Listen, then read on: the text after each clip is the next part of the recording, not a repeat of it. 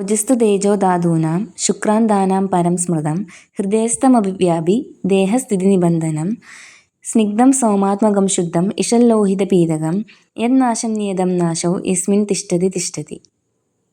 So we all know that ojas as the essence of our body tissues and it's the ultimate indicator of physical and mental resilience.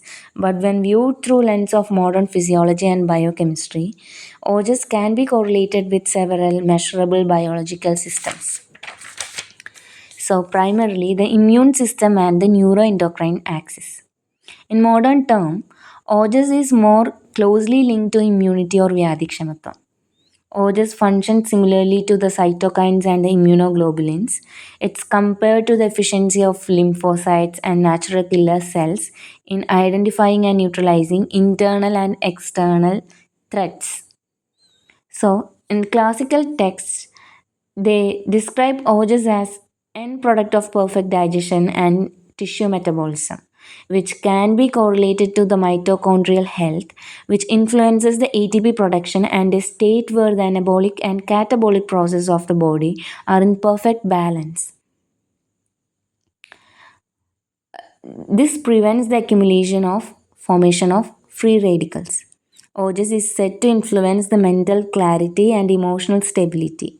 This connects directly to the hypothalamic pituitary adrenal axis, where the high ojas corresponds to low levels of chronic cortisols. Chronic stress burns ojas, which in turn manifest as adrenal fatigue and systemic inflammation. The stability of ojas is reflected in healthy levels of serotonin, dopamine, and oxytocin, which regulate mood and social harmony. Ojas can also be viewed as body's total antioxidant capacity, which acts as the buffer against oxidative stress. Depleted ojas increases lipid peroxidation and DNA damage, often associated with premature aging and chronic degenerative diseases. So, now let's analyze the stages of ojas abnormalities. The first stage where there is ojo vishramsa, that is the displacement of ojas from its seat leading to impaired functions. In modern, we can correlate it to the impaired homeostasis where the early signs of stress and autonomic nervous system dysregulation are obvious and there is a mild inflammation. Ojo Vyapat, the second stage where the qualitative change or pollution of ojas by disturbed doshas takes place, which can be correlated to the chronic inflammation like metabolic syndrome, insulin resistance, or the prodromal phase of autoimmune conditions takes place.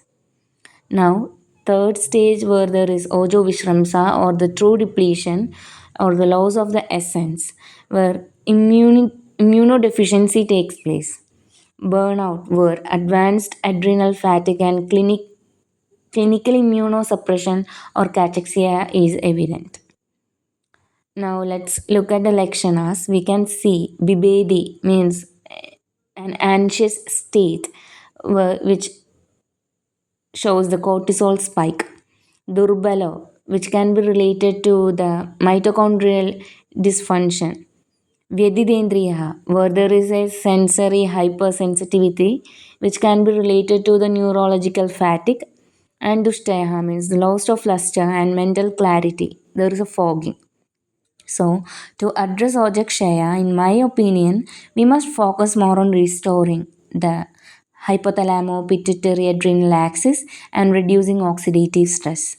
So, in modern science, they support Ayurvedic Dinacharya, where proper sleep hygiene regulates the melatonin, which is a potent antioxidant and immune modulator. Disrupted sleep is a primary drive to ojo depletion.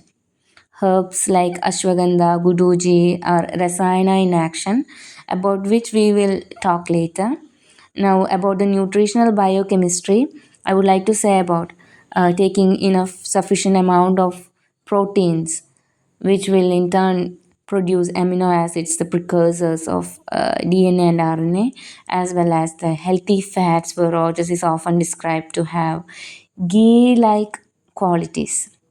So, in modern science, omega 3 fatty acids and short chain fatty acids This supports the gut brain immune system, immunity. And again, coming to the gut biome, gut microbiome, in Ayurveda, Agni or the digestive fire creates ojas. So, in modern research, it confirms that 80% of immune system is residing in the gut. So, improving gut flora diversity is a direct modern correlation for restoring ojas. Now, at last but not the least, let's talk about the psychoneuroimmunology.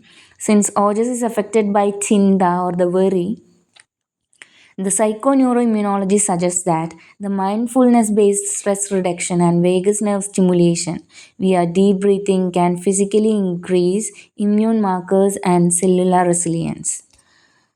I will talk more about this later.